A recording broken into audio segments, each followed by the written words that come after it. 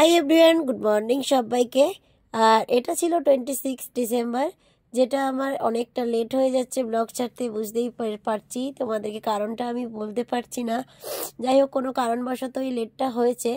এত লেটে আবার ভিডিও আসার কথা ছিল না, কারণ ভিডিও কটা দিন করেছিলাম ঠিক কথা, কিন্তু দিতে পারলাম না। যাই হোক, কোনো কারণবশত কিন্তু এখন শরীরটা অনেকটা খারাপ আছে, যার জন্য গলাটা হয়তো শুনতে খারাপ লাগছে। 26 ডিসেম্বর আমি গেছিলাম মা বাড়ি। বাবু ছিল ওখানে এক সপ্তাহ, আমি বাবুকে ফেরত আনতে গেছিলাম বাড়ি আনার জন্য। তো ওখানে গিয়ে বাগানে দেখতেই পাচ্ছ চারিদিকে একদম গাছে গাছ, কোনোটাই ফুল এখনো আসেনি, মানে সব কুড়ি এসেছে, ফুল এখনো ফোটেনি। এগুলোতে যখন ফুল ফুটে যাবে না, দেখতে মানে মনোরম দৃশ্য মনে হবে, ঠিক আছে। আর এই গাছগুলো বিক্রিও হয়ে যাবে, কিছু কিছু গাছ মামাদের রয়ে যায়, কেননা মামা তো নিজে প্রোডাকশন মানে নিজেই তৈরি করে গাছটা, ঠিক আছে। নিজে হাতে পুরো ছোট থেকে একদম বাচ্চা থেকে মানে কাটিং থেকে শুরু করে তৈরি করে, সেই গাছগুলোকেই ধীরে ধীরে বাড়ানো হয়, ছোট অবস্থায় বেরিয়ে যায়।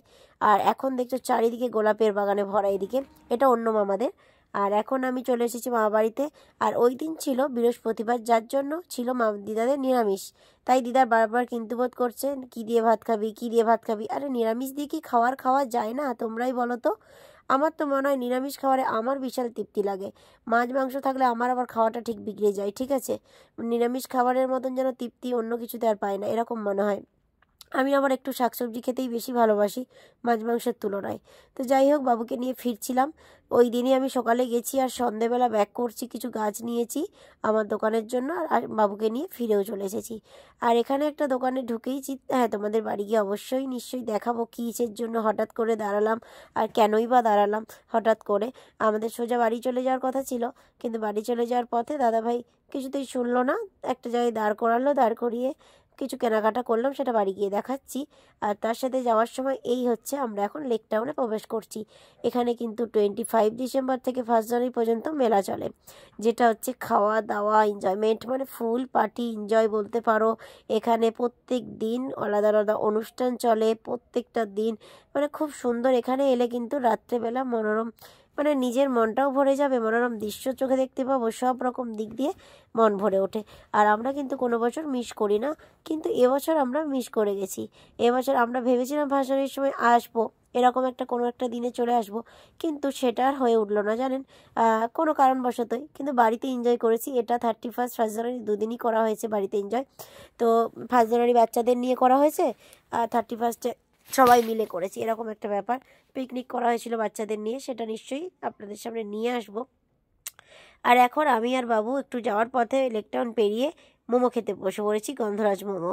আজকে হচ্ছে দাদাভাই বলছে আমার পেটটা ভরা রয়েছে, খাবো না, তাই আমি আর বাবু দুজনে মিলে খেয়ে নিলাম মোমো। তখন যে দেখলে ভিডিওতে আমি একটা দোকানে ঢুকেছিলাম, অ্যাকচুয়ালি আমি ঢুকিনি, দাদাভাই জোর করে ঢুকিয়েছিল, শাড়ি নেবো না কিছুতেই। তো অ্যাকচুয়ালি সামনে 1 জানুয়ারি আছেই, আর তার সাথে আবার রয়েছে একটা বিয়ের ইনভিটেশন, তো সেই জন্য একটা নিতে গেছিলাম। জিমিচুর অনেক দিন থেকে নেবো ভাবছি, তাই একটা পার্পেল কালারের একটা জিমিচুর নিয়েছি।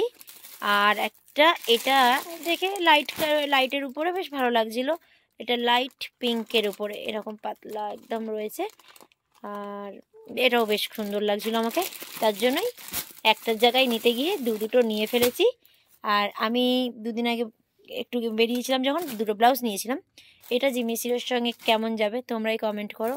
আমি এই জন্য এই কালারটা নিয়েছি, এতে দেখো কালার এই যে সুতোটা পার্পেলের রয়েছে, বা এই কালারটাও যাবে যে কোনো শাড়ি এর সাথে পরলে, আর এই কালারটাও যাবে। তাই আমি জিমিচুরটা এই কালারের দেখেই নিয়েছি, যাতে এর সাথে আমি ম্যাচিং করে পরতে পারি। আর একটা ব্লাউজ নিয়েছিলাম যেটা ওয়াইন কালারের। আর এই যে পরের দিন একদম সেজে গুজে রেডি হয়ে বেরিয়ে পড়েছি বিয়েবাড়ির উদ্দেশ্যে। এই যে শাড়িটা কিনে দিয়েছিল দাদাভাই, সেটাই আমি বিয়েবাড়ির দিন পরে নিয়েছি। অ্যাকচুয়ালি দাদাভাই বলেই ছিল কাল বিয়েবাড়ি রয়েছে, সামনে 1 জানুয়ারি, সেই তো তুমি কিনবেই, তো এখনই কেন, এই বলেই কিনে দিয়েছিল আর কি। আর পরেও নিলাম আমিও দাদাভাইয়ের কথা মতো শাড়িটা। কেমন লাগছে সেটা তোমরা কমেন্ট করে জানাবে শাড়িটা পরে, তাই না। আর এটা ছিল বিয়েবাড়িটা কাজ, সেটা পরে বলছি। এখন দেখো দাদাভাই এখানে স্টল দিয়েছিল, চিকেন পকোড়া, কফি ছিল, আইসক্রিম ছিল, ফুচকা ছিল, জিলেপি ছিল, হ্যাঁ এগুলোই ছিল। তো এখান থেকে প্রত্যেকটা কিছুই, যেহেতু দাদাভাইয়ের টাইম ছিল না আর এটা দুপুরে ছিল, আমি বলছি এটা মোহামেডানদের হচ্ছে বিয়েবাড়ি, তাই দুপুরে ছিল। তো দাদারা অনেক করে নিমন্ত্রণ মানে করেছিল, মানে বাড়িতে এসেই করে গেছিলো। আমরা যেখানে গাছের দোকান, সেই গাছের দোকানের পাশেই দাদাদের সবজি দোকান। তো ওইখানে মার্কেটের যতগুলো দোকানদার রয়েছি আমরা সবাইকে দাদাভাই ইনভাইট করেছিল, ওখানে দোকানদার থেকে সবাই, মানে ওখানে সবাই মার্কেটের যারা থাকে আর কি সবাইকে করেছিল। তো আমরা সবাই মিলে এসে আমাদের খুব ভালো লেগেছিল। মানে প্রথম আমরা কোনো মোহামেডান বিয়েবাড়িতে কাটালাম বলতে পারো, এর আগে কখনো যাওয়া হয়নি আমাদের।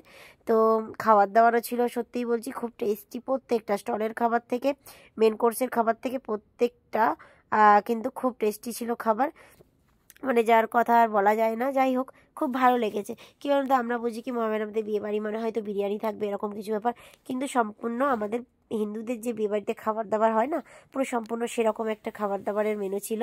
আর খেতেও খুব টেস্টি হয়েছিল খাবারগুলো, মানে খুব খুব যত্ন সহকারে রান্না বলতে করতে পারো। সব থেকে আয়োজন যে করেছে দাদা, এই আয়োজনটা ছিল যত্ন মানে সহকারে, যার জন্য সব খাবারই মুখে টেস্ট লেগেছে।